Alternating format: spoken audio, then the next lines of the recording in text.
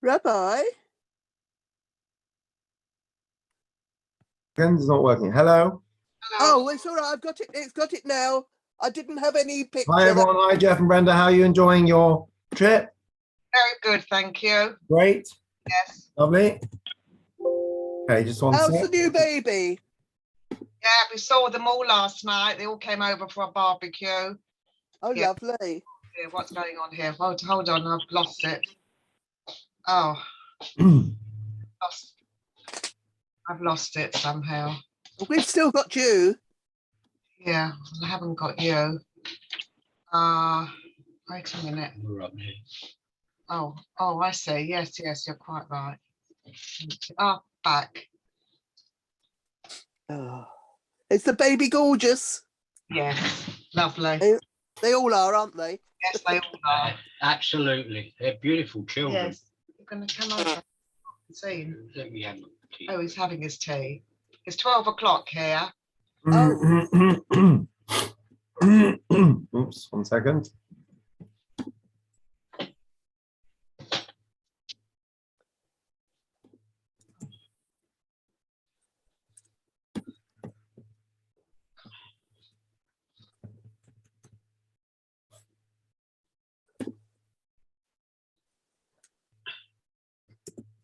Nice cup of tea.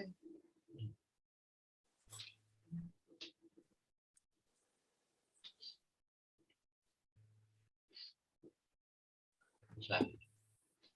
Hmm? What's happened? The rabbi's sorting something out, but you can see him. 1 second. Oops. Are you in a hotel, Brenda, or in? At my son's house. Oh, right, lovely. Flat, yes. Just done all his washing. And I'm doing painting. And painting the bathroom, you know, all the grouting around. We're going to the opera tonight. You're going to where? Opera. Opera. Oh, right. 4 tenors. Yeah, no, not the 3 tenors. No, the 4 The tenors. 4 tenors. Yeah. Buy 3, get 1 free. But they were free. They were very expensive. Very expensive. tickets. Didn't know nothing free here. No, very expensive.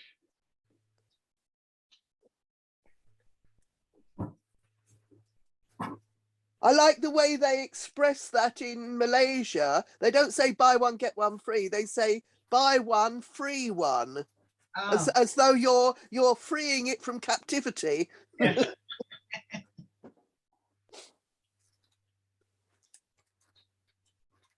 No, we're not even staying free in my son's flat. I'm having to decorate while I'm here.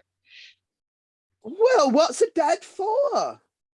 I'm not quite sure, actually. I think it's for making children. And for decorating the house. She said decorate. And doing the gardening. What's Dad's for? I know. To decorate the house. I know what she said. Right. Okay, let's try again. Sorry. Might be a bit shorter today, which probably is good for people who are having lunch. Okay, so here we go. Morning, all. Happy birthday, Iris. Thank you very much, Rabbi. All the 7s. That's right. That was yesterday. That met Suyan last night. Oh, good, lovely. That was yesterday, right? Yes. Yes. It was your birthday. Very nice. Mazel tov. With my Okay. girls, they treated me. That's lovely. Okay. They bought me a new iPad as well. Very nice. Wonderful. I needed it as well. It's going to make my computer use much easier. This one keeps having temper tantrums. Okay. Temperature. Know the feeling. Okay, right. Sorry about this. Okay, right, I think we're ready to go. So, Iris, are you on your new iPad now? No. My girl has got to set it up for me. Okay. I can't do that myself, I'm afraid. Good, isn't it? No problem. Right. Okay. Here we Okay, go. off you go. We're starting Vayikra this week, so off Yeah. we go. God calls to Moses from the tent of meeting and communicates to him the laws of the korbanot, the animal and meal offerings brought in the sanctuary.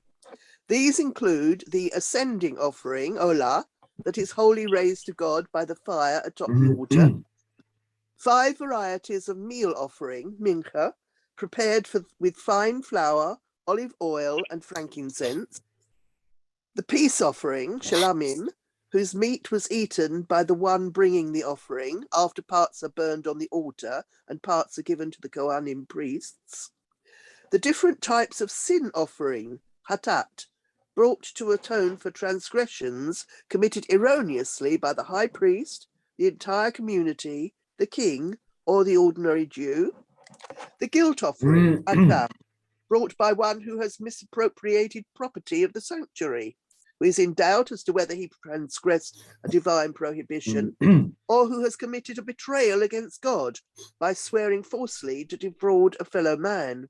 Right. Thank you. That's it. That's this week's address. So we're getting into all the complexities of the offerings. People say, how do you understand animal sacrifice nowadays? Well, it doesn't happen. Well, it will happen in times of Mashiach. Will it? Won't it? Everyone's going vegan. It's pretty horrible to imagine. Okay, we don't have to deal with that. What we can do, we have, I suppose you could say, the luxury nowadays that since we don't have actual sacrifices, we can enjoy the sort of philosophical underpinnings of them without having to actually have the gory details.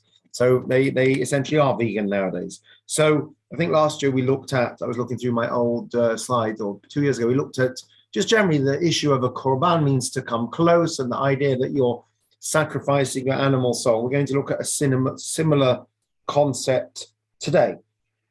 Now, there is a very simple but profound line in this week's Sedra right at the beginning.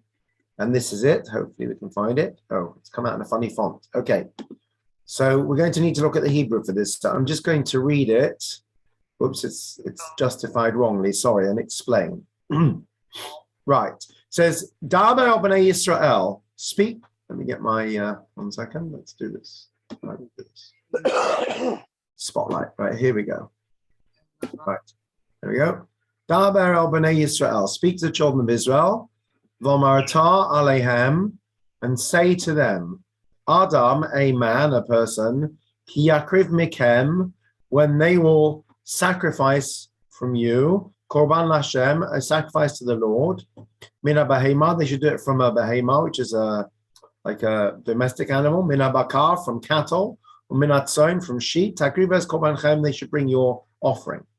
Right, so the translation here, speak to the Israelites, say to them, when any of you present an offering of cattle to the Lord, I don't know why they use the Hebrew there, you shall choose your offering from the herd or from the flock. Okay, now, not working, sorry, 1 sec. Is behema related to behemoth? Yes, I think that's where it comes from. Yeah. It's where they got it from, absolutely. There's a few like that. Yes, behemoth is definitely from behema, which means a huge beast, basically. Although interestingly, a behema means a tame animal, whereas a chaya is a wild animal. In Yiddish, if someone says bunch of wilde chayas, it means wild animals, basically. Oh, sorry, we've gone too far. Let's go back. Not working. Oh, right, okay. So the simple translation would be, the simple translation would be, when a man from among you presents an offering of cattle to the Lord, you should choose from the herd or from the flock. Okay, there's only one problem. The Hebrew doesn't actually say that. I'm going to read the Hebrew and translate it slowly, word by word. Daber, can you see my arrow there, by the way? Yeah. My cursor. Right. El bnei Yisrael, speak to children of Israel. V'amata alehem, and say to them, Adam, a man, ki yakriv, who will decide to offer, mikem, from you, a sacrifice to the Lord. A man who will offer from you a sacrifice to the Lord. It's a very strange grammatical choice. You would think it would say a man from, if it's trying to say a man from the children of Israel, it should say Adam mikem, a man from you, ki yakriv korban Hashem, who decides to offer to the Lord. It's like a kind of split infinitive. It says Adam ki yakriv mikem, a man who will offer an offering from amongst you, an offering to the Lord. It's very fragmented. Okay? So you have to actually look at the Hebrew and understand the grammar. It would make more sense, like you'd say in English, a man from amongst you who wants to offer to the Lord. You wouldn't say a man who wants to offer from amongst you to the Lord. That's completely fragmented. So why is the mikem from you not straight after the man? A man from you, from your people, but rather a man who wants to offer from you. So the Well, answer maybe it means that he wants to offer on behalf of everybody. could be. Yeah, all right, could be. Let's see what the Baal HaTanya says, the Rabbi Ishna Zalman of the Adam. Right. So who'd like to read number 2? Okay. The word mikem, from among you, connotes from your very selves. This is appropriate, where the meaning is that God will draw close your very soul. Right. So why does it say Adam Giyakud Mikem? It's saying that when you bring an offering, has to be a part of you. Mikem, you have to give of yourself. We have discussed this in previous years, I think. So the animal is secondary. And nowadays you don't even do that. Right. And in fact, we say that prayer is the replacement for the korbanot. The idea of a korban is a drawing close of what? Of you have to give a piece of yourself. You have to sacrifice, quite literally. You have to give of yourself. So according to the Alter Rebbe, that's why it says Adam ki yakrid mikem. When a man from amongst you will give a sacrifice, mikem, it has to come from you. In other words, it has to come from within. Right? I think we've looked previously at the various prophets who said, I don't want your shallow, superficial sacrifices, your slaughter of your animals, right? Unless it comes with inner depth to it. Right? Nowadays, it's easier to relate to that because we don't have the animal sacrifice. So the only way you could do it would be to be from within. So it has to come from you. So the point of a korban is not that you go shecht an animal. The point of a korban is that you shecht an animal, and along with it, you are symbolically offering something of yourself. What are you offering? We'll see in a moment. Your wealth, I suppose. Well, you're offering your means, but it's something more than that. It's something more than that. Your time as well. You're offering your faculties, your energies, your thoughts, your emotions. Basically, you're giving yourself over to God. So when we offer a physical sacrifice, that's just an external, symbolic, if you like, manifestation of what we should really be doing, which is giving something of ourselves to God. Now, what do we give? So we know from our Tanya class the idea of the godly soul and the animal soul.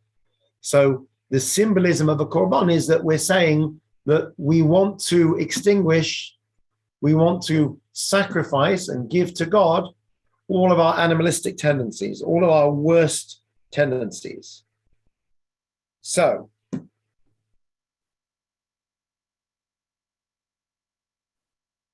on the one hand, we're like animals. We eat, we drink, we breathe. Right? Here's a quote from Ecclesiastes. Go ahead. Who would like to read? Oh, it's not working. Sorry. Not working. Here we go. Oh, it's going too fast. Oh, can you go back? Oh. Yes. Who'd like to read number 3? I'll read it if you like. Man's fate is like that of the animals. The same fate awaits them both. As one dies, so dies the other. Both have the same breath. Man has no advantage over him. The animal, everything is mere fleeting breath. Right. You may recognize the last part, if those of you that daven in the mornings. That's actually the morning davening. That there's very little advantage to man over an animal except for a mere fleeting breath. Right. We touched on this once, I think, with Cain and Hevel. Actually, Abel, that's his name, Hevel. A fleeting, the futility of our mortality. So on the one hand, we're basically animals. We have needs. We die one day, just like animals. There's no real advantage to man over an animal. But that clearly isn't true. We know that's not true. Because, of course, on the other hand, we're not mere animals. We have the ability to make choices. We have immortal longings. We can think and speak. We can reach out to others. We have a conscience that makes moral and ethical choices. We can come up with ideas and sort of principles. We don't just act on our biological impulses. In fact, if you think about it, most of the times that we would be critical of human behavior quite often would be when people are just acting on their natural biological impulses. So people say, you say, I just said earlier, you say a wilde chai means a wild animal. There are plenty of wild animals that act wildly and they might attack you and whatever. But, people get upset when we say, you're behaving like animals. They say, animals would behave better. Animals behave instinctively. It's not that animals necessarily behave badly. They just behave instinctively without any kind of conscience or intelligence. I know some animals have some intelligence, but humanity is supposed to know better. So think about all the kind of things that get people into trouble: greed, lust, gluttony, jealousy. I would say jealousy is not such a physical emotion, but physical needs, falling asleep when you shouldn't, whatever. Lethargy. All these things are very physical things. When we just act on our animal impulses with no human filter, then usually we get it wrong, because we're supposed to be higher than that. Let's have a look at King David in Psalm number 8, where he comments on the fact that we are lower than angels, but higher than animals. Here we go. Who'd like to read? So it's slightly smaller print. All right. I'll do it. Yeah. I'll do it. When I behold your heavens, the work of your fingers, the moon and stars that you set in place. What is man that you have been mindful of him, mortal man that you have taken note of him? That you have made him less than divine and adorned him with glory and majesty. You made him master over your handiwork, laying the world at his feet. Right, you may recognize the second line in Hebrew. I think we say either in the stone setting or the Levias. No, sorry, we say it in Yizka. Right?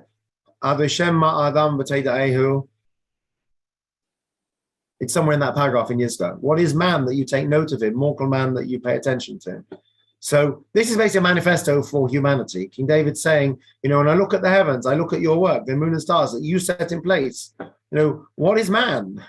Mortal man, that you've given him so much significance. You've made him a little less than divine. You've given him glory and majesty, though. He's only just below the angels. You've made him master over your world, which is laid at his feet. So basically what King David is saying is, if it wasn't for God putting us in that position, we would be mere animals, but we're not. We are higher up the food chain because we are human beings, and that's our divine mandate. So physically, we're just like animals, but spiritually, of course, we have a godly soul, and we understand sacrifice, not just physically, but psychologically as well. What is sacrifice? Sacrifice is giving up our animal instincts to God. It's being master over our animal instincts, which often drive us to do things we probably shouldn't. Right? We act on our instincts. So it's not an insult to animals. It's saying that our physical needs and our animal instincts, physical needs are not bad. Without physical needs, we'd all basically not exist. We are human beings placed in this world. We talked about this in the Tanisha Shabbos morning, that we're placed in this world to use the physical world around us to serve God. Right? We're not hermits that go live on a mountaintop and are celibate and don't drink alcohol and live on bread and water. That's not the Jewish way.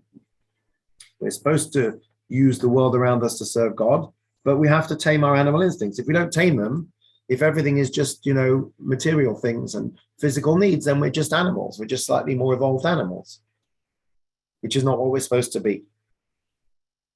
So when we talk about sacrifice, we're talking about suppressing or killing off a little bit of that animal urge within us. And of course, the animal soul is often conflated with the Yetzer Hara, the evil inclination, because we say that a lot of the evil inclination comes from our most base desires. You don't generally find that you have a Yetzer Hara to go and daven for hours.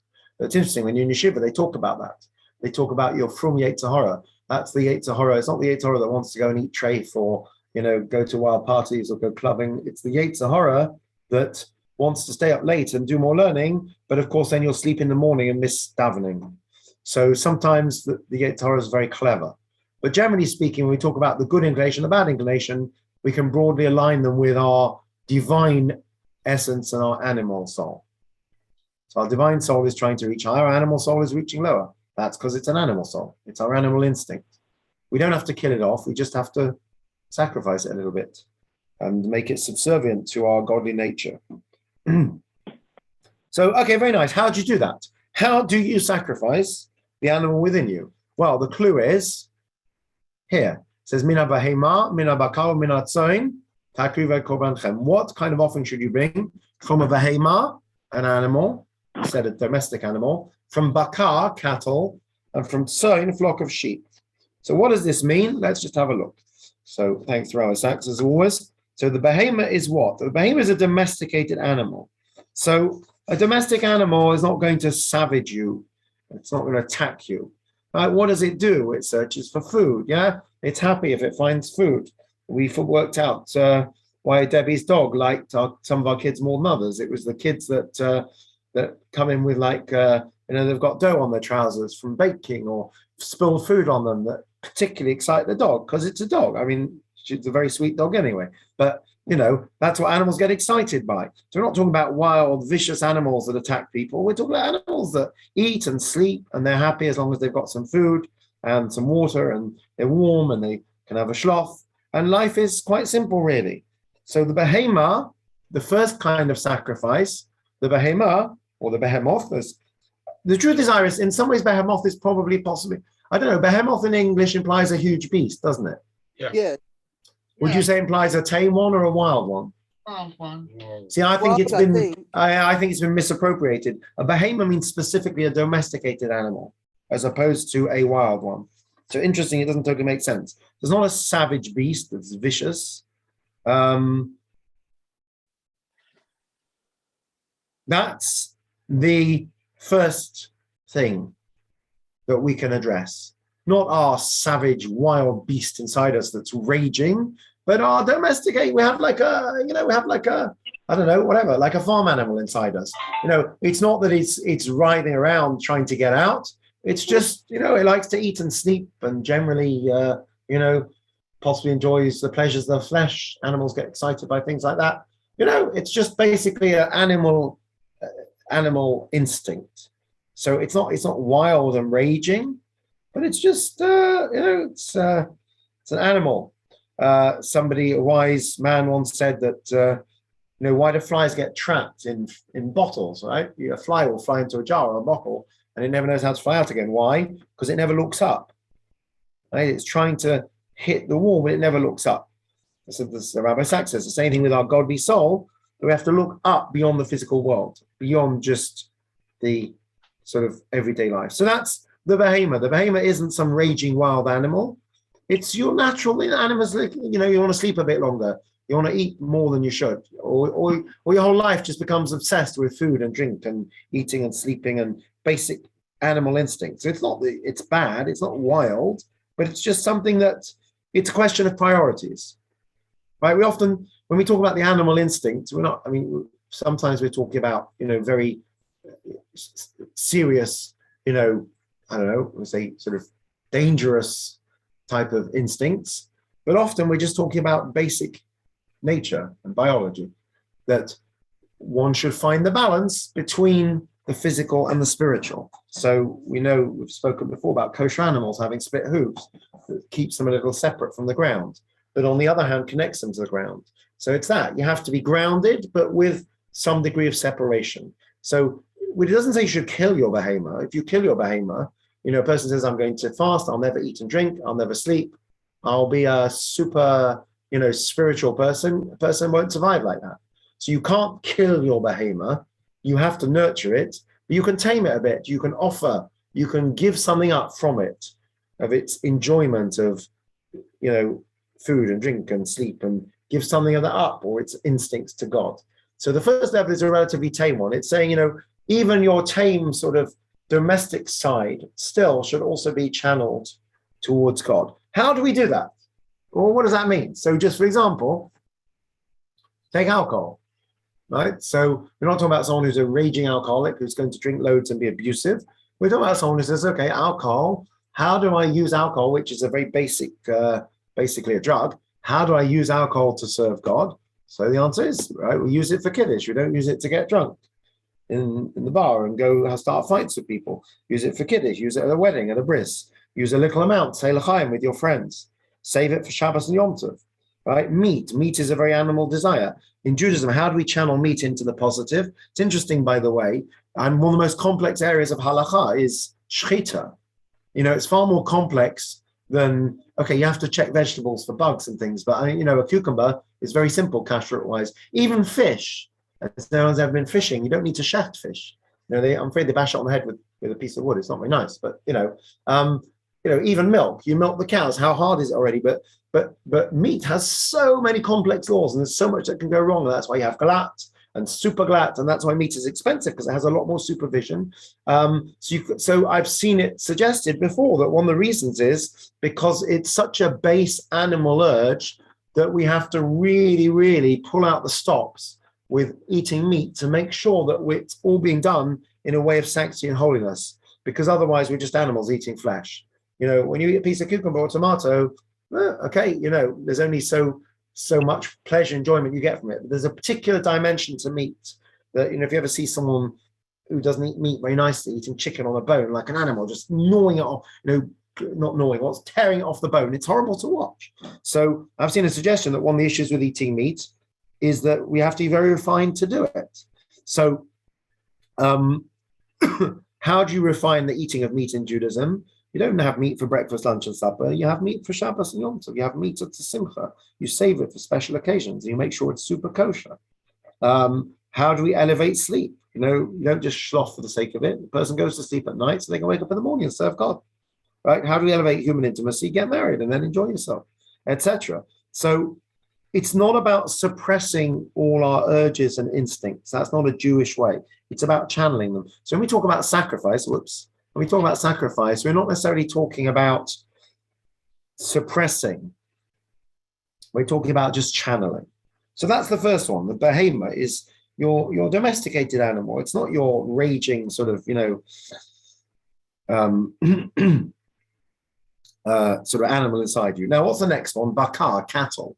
So what does that represent? So interestingly, the word for a cow, bakar, anyone know any words linked to that? Hikarim? Yes. Any more? What would you say to someone first thing in the morning in Hebrew? Boker Tov? Boker Tov. So boker means morning or dawn. Why does it mean morning or dawn? Because it means when the rays of sunlight break through the darkness. So boker means actually to break through. So what do cows do? Unless you put up a fence, they break through boundaries. So that apparently is where the word bakar comes from. A breaking. Why? Because they basically stampede. They trample things. According to Rabbi Sachs, that's where it comes from. So what is that? It's breaking of boundaries and putting up of boundaries. So what's the next sacrifice is to recognize boundaries, that there are boundaries, there are walls sometimes. There are boundaries between the holy and the unholy, the pure and the impure, what is permitted and what is forbidden, right? So that's, again, perhaps more of, someone would say to you, what are your animal urges? I don't know if you would say to eat steak and drink wine. You'd probably say, to charge around the back garden like a lunatic, or to break out of one's cage, So this is perhaps more of an understanding of animalistic urges. So the first level is quite refined. The first level is your domestic animal. Make sure that you channel that into holy things and godly things and mitzvahs. The next one is your inner cow. So your inner cow is a slightly more vicious. It wants to break down the walls and stampede out of the yard. So how does one tame one's inner cow? The answer is boundaries, putting up boundaries, recognizing boundaries. There's fences, there's walls sometimes. Now, what about the third one, which is the tzon? What are sheep known for? Being stupid. Well, okay. And what else? Following everybody. Right. In front. Follow the herd. Yeah. Following the herd. Why was Avram called an Ivri, which is where we get Ivrit from, which ultimately translates into a Hebrew? I don't know why, but I don't know where the word Hebrew comes from. There's no Hebrew in Hebrew. It's Ivri. Why is he called an Ivri? Anyone remember? He came from beyond. Yes, Ever Hanaha means from the other side, not from the other side like the dark side, but from the other side, as in he was countercultural. He was a counter-revolutionary. He stood against the tide. Right? Moshe did the same thing. Many of the prophets did the same thing. They stood up to the crowd, right? They didn't just fall in. If Avram would have followed the crowd of his time, he would never have been a monotheist, right? So often the badge of honor in Judaism was being distinct. That's what kadosh means, to be holy, to be separate, to be distinct. I went to an option yesterday where Rabbi Goodwin's son had his haircut. And we say one of the things we do is at 3, we show a boy that you start growing your payot. It's one of the things that is your uniform that makes you distinctive and makes you stand out.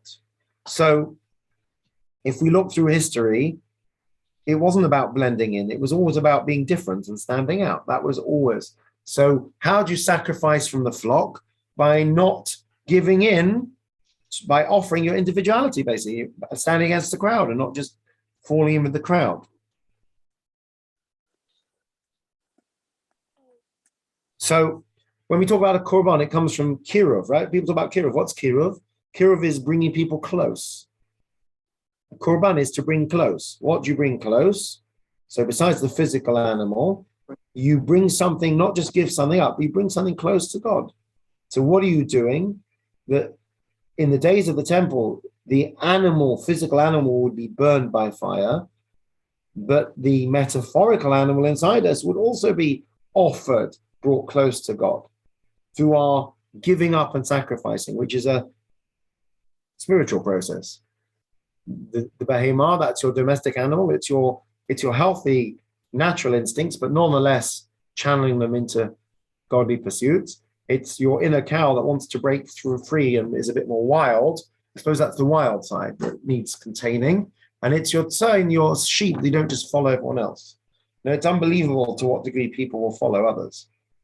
I'm sure I've told people before about my theory. It doesn't really work here because we don't really have neighbors. But in Liverpool, I always wondered, if you put your bins out on the wrong day, how long will it take everyone else to do it? Because they'll say, oh, maybe we missed the bin day. And before you know it, everyone will do it. I'm pretty convinced that it wouldn't take very long. People do that. It doesn't happen so much nowadays because it's a lot better, Kashrut, because you have all these apps and things. But I remember if you go back when I was a student, you would get things like, I remember ragu. I don't know if ragu is kosher nowadays, but it was never kosher in those days. But one person who had been to SEM in their year off said it was okay because it was vegetarian. So, oh, well, Naomi went to SEM. She's really knowledgeable, so she must know what she's talking about. So somebody else buys it. And then before you know it, somebody else buys it. Before you know it, everyone's buying it. The Swedish glacé ice cream, before it got a hechsher, before anyone knew anything about it, when it first appeared in this country, people bought it because, oh, it's vegan, it must be kosher. And because one person bought it, another person bought it. It doesn't take much. We have the herd mentality. Sometimes it works in a positive way. By the way, that's one of the reasons that we thrive in communities, because we encourage each other in our service of God. There's the whole issue when people, when people go through Geiris, there's the whole discussion about living in a Jewish community. Person says, why, if I live in North Wales, I'm the only person for 50 miles around that cares about Judaism. Why shouldn't I be able to go through Geiris? And the answer is that it's very difficult on your own without any kind of communal support. It's very difficult for a person to go. We have a friend, he's become very famous actually. His name is Naor Bar-Zev. If you Google him, he's one of the top epidemiologists in the world now. So with COVID, he's become famous. He's a frum Jew, lovely guy, originally from Australia. We met him because he and his wife were living in Malawi. They were the only Jews, never mind frum Jews, living in Malawi with their family. He was working in epidemiology, I think, primarily to do with malaria, possibly. And she was actually a midwife teaching like African midwives techniques. And they were based at Liverpool School of Tropical Medicine. Oh, he was doing research in tropical medicine, my wife tells me. So with the pandemic, he's actually become a world expert now. I see him all over the place. Anyway, they were living in Malawi. They basically were homeschooling their children. It was amazing what they did. They were the only Jewish family in the whole country. So people were very respectful. Obviously, they had to live on, they didn't get kosher meat very often. They had to live on, make their own bread and live on fruit and vegetables. And it was quite a challenge. Now, to their great credit, they survived. It was amazing. But it's not something I'd recommend to everybody. It's not easy to do that. We thrive on, the herd mentality can work both ways, right? Peer pressure can be a good thing. You know, some of my kids, you know, Baruch Hashem, my older boys, Yisrael just decided he's going to stay over twice a week because he wants to go to after school learning because his friends go. So that's positive peer pressure. It's peer pressure to go learn more Torah because his friends are doing it. Right? We all know that peer pressure can be a negative as well. So the sheep, it's taming the, if you like, that negative herd mentality, that peer pressure when we don't do things, and being willing to stand against the crowd. So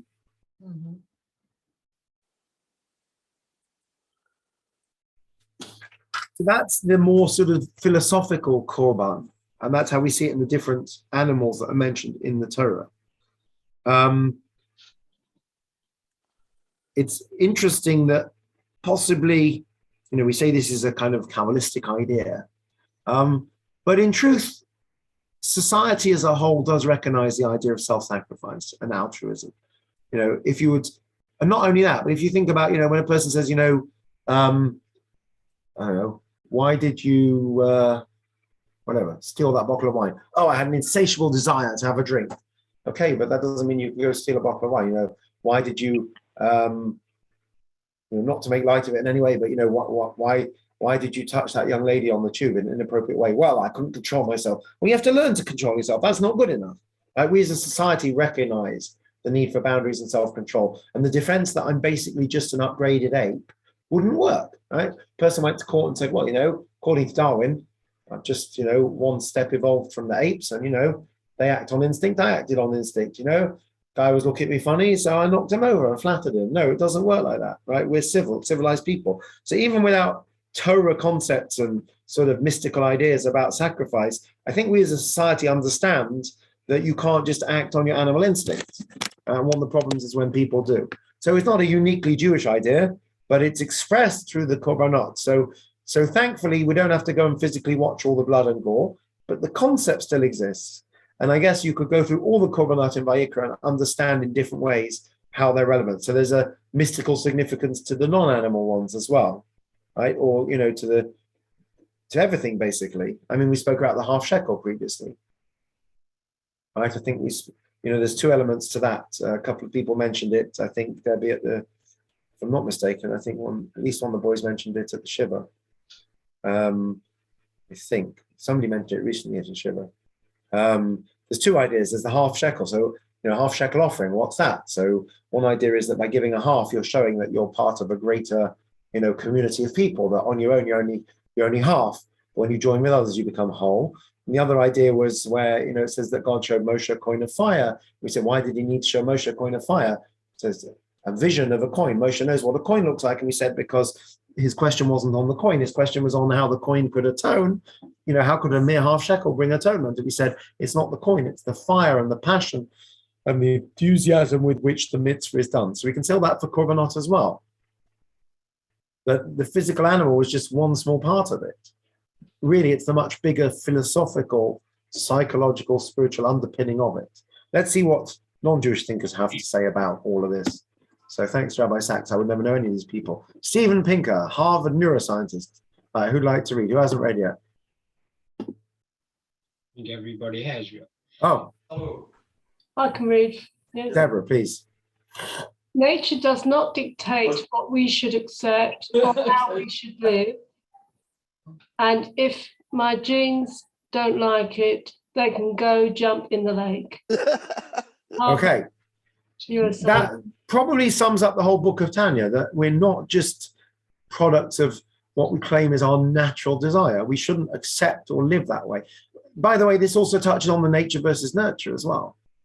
That whilst we are heavily influenced by our surroundings, we are heavily influenced by our childhood and by our family upbringing, right? And by our ongoing sort of environment around us. It's not exclusive. It's not the only thing. People manage to overcome challenges despite their upbringing or their environment. People manage to change. So it's definitely, nature is definitely a large part of who we are. I mean, I'll just give you a simple example. You know, it's easy to say that we have to be, you know, we have to conquer our animal urges. There are some people that genuinely struggle, right, with all kinds of desires. It is for some people, it's a lifetime struggle, right? Whether it's alcoholism, whether it's unhealthy relationship with food, whether it's an unhealthy relationship with intimacy. People have that. It's a genuine struggle. Let's recognize that as well. you know, if you are by nature a quite docile person who finds it easy to be compliant and has no problem following the Torah, basically, and following rules, then you're very lucky. It's very difficult to understand what it's like for someone who's compulsive, who's really struggling. You know, people say, well, you should just learn to control yourself. Pull your socks up. You know, it's not so easy. A person is damaged, a person is an addict, a person has a proclivity for a certain thing.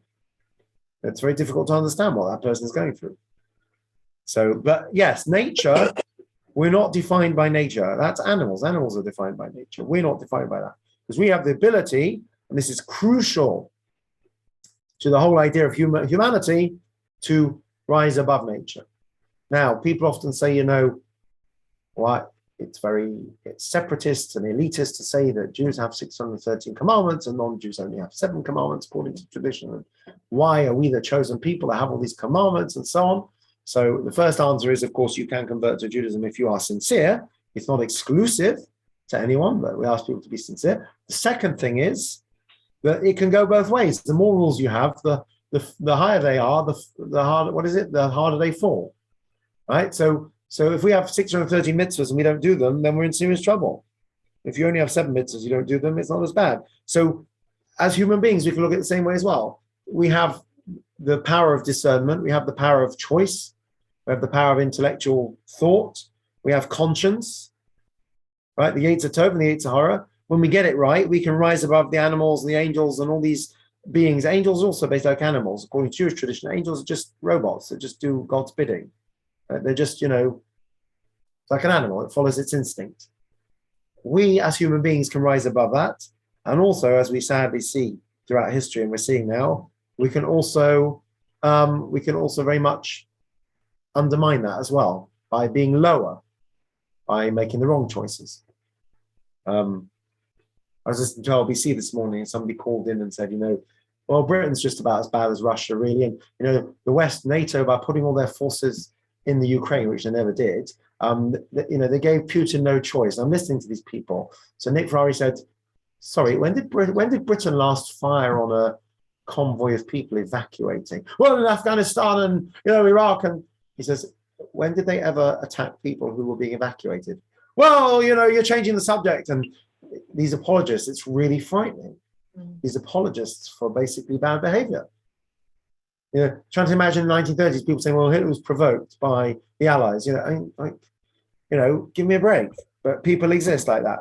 You know, evil is evil. We see the baseness of humanity. You know, those who are in shul, we did questions and answers. So Warren Torts, whose origins are, I think he told me, in the Ukraine, actually, said, you know, it's very difficult because, you know, Russia bad, Ukraine good. If you look at Jewish history and world history, you know, we don't have so much time for the Ukrainians. And we said, you know, there's definitely a lot of truth in that, but sometimes it's a question of basically just being a human being. So it's not that I can be upset at what's going on in Syria, and at the same time recognize Syria as a sworn enemy of Israel that would happily attack Israel. But I'm still sorry for those who are, you know, who lost their lives in the conflict and so on. And if I could help, I would, kind of thing.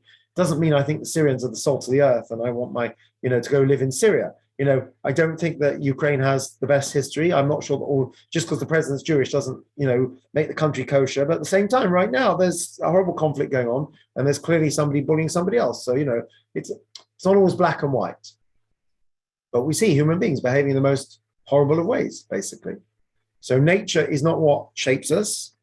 Our intellect, our ability, our choice, our discernment shapes us. Unfortunately, that can sometimes cut both ways. So when we talk about taming the animal, we're talking about using our most basic instincts for good. So that's eating, drinking, procreating, sleeping, right? We didn't talk about wealth, but same attitude to wealth. We don't eschew wealth and shun wealth in Judaism, right? The Torah recognizes, you know, Torah is clearly capitalist in many ways, recognizes private property ownership. At the same time, it's also sort of, I don't know what they call it. What they call it, benevolent capitalism, Bill Gates goes on about. So compassionate capitalism. So Torah also believes clearly in sharing the burden and sharing the wealth and, you know, some kind of welfare. So it's a hybrid. You know, it's somewhere in the middle. It's what I suppose theoretically liberal Democrats ought to be, but are not. It's somewhere in the middle of the sort of right and left. We clearly recognize our responsibility to one another. We also recognize individual rights as well, and property rights and things like that. So it's our wealth also, using it for higher purposes. Right? We're not saying you should burn all your money. No, if you are blessed with wealth, use it for higher purposes. And then there's the cattle, boundaries, of recognizing our boundaries and not just being a wild, raging animal that breaks through everything. And finally, there's not being a sheep, not following the wrong people. So we can transcend all of these. Animals can't, we can. This is our power as human beings. But animals can be trained to a degree. There's still going to be a degree of instinct. Even the best police dog, presumably, at some point gets rewarded with treats when it sniffs out a scent. At the end of the day, that's what it responds to. When you see the seals or dolphins or whatever performing, I don't know if they're happy or not, but they get rewarded when they do a trick. So at the end of the day, they're still acting on instinct. We as human beings can rise above that. But finally, anyone remember the African queen? Yes. Yes, I do. Right. So Catherine Hepburn put it very well. I don't know if she was a Kabbalist. Nature, Mr. Allnut, is what we were put on earth to rise above. Couldn't have put it better myself. So our whole purpose of human beings is to transcend nature, because nature is our animal instinct, is to sacrifice, to give of ourselves. So coming back right to the beginning, if it will let me. It's very slow today for some reason. I don't know why. When it says, Adam ki yakriv mikem, when a man will give from among you, will give a sacrifice from among you, the reason it's put in those terms is very deliberate, because the Torah is saying that when you give a sacrifice, it's not actually about the animal, it's about giving from yourself, giving of yourself. In temple times, you also brought a physical animal, but it's all parallel to what you should be doing to yourself. So the corollary to that is, if you did bring an animal sacrifice without any of the, introspection or teshuvah or confession or self-awareness, whatever you want to call it, that goes with it, then you've missed the point. And that's why the prophets were constantly saying, the Lord doesn't want your empty sacrifices. What were the empty sacrifices? That's what it was. Maybe you could say nowadays the equivalent would be saying, we know that prayer has replaced sacrifice. So again, are our prayers meaningful, or are they empty? Are the mitzvahs we do meaningful, or are they bereft of any spirituality and any meaning? These are difficult questions. But perhaps that's what we have to ask ourselves. That anything we do, when we come close to God, when we offer to God, whether it's through prayer, whether it's through physical sacrifice, or any mitzvah we do, we have to put a bit of ourselves into it. It has to be, much more inner, if you like. It can't just be superficial. It's a good maxim generally for things. When we do things, it should come from within. It shouldn't just be external. Anyway, it's truly international today. It's quite amazing. Pam and Julian are traveling, we believe, so they're excused. Right, any questions, anyone? Comments? I was thinking partly of the sheep, that they do not work with each other for defense. Right. Cattle do. Right, interesting. Cattle can work together, sheep can't work together. And yet they follow each other. They just follow each other. Interesting. Yeah. Yeah. I was also thinking when you said about sheep and giving sacrifices or something from yourself, are you saying that we shouldn't give or do what everybody else does, like for instance donating to something? Well, it's a difficult one, isn't it? So when we say when we say that Avram stood up against the crowd, what happens if the crowd is right? So then clearly you stand with the crowd. So there's a time to be a sheep, but I would say maybe not, because if a sheep is someone who follows blindly, then it's never good. Well, you should follow the Torah blindly, but I mean, it's never good to be a sheep. It's always good to be, a little bit of a counter, a rebel, So I think also the answer to that is, if you look through Jewish history, we've never been mainstream. We've always stood out in some form or another. Our great leaders have always been counter-revolutionaries, counter-culture, whether that's the secular culture, the Jewish culture, or whether it's the surrounding culture. We've never just blended in. In fact, the trouble starts when we start to blend in and we say, oh, well, we've made it, as it were. So it's a good question. It's a bit like, you know, at Yizka, we say, you know, our parents, you know, entrusted us with passing on the traditions to the children, and we won't let them down. And somebody said to me once, you know, he said, actually, my parents didn't care at all. He said, I've embraced it more myself. So it's a bit hard to say that when it's, you know, it's not necessarily true, you know. So there's a lot of assumptions we make. But yes, generally speaking, it's it's being willing to be different and stand up and be counted and go against the grain. You know, so often you hear about situations, sometimes there were hundreds of witnesses to something and no one said anything. Everyone thought someone else would do something, someone else would help. You know, people are shocking like that. You know, human nature, people just follow others. It's really shocking, actually. Of course, when we follow for the good, it's different.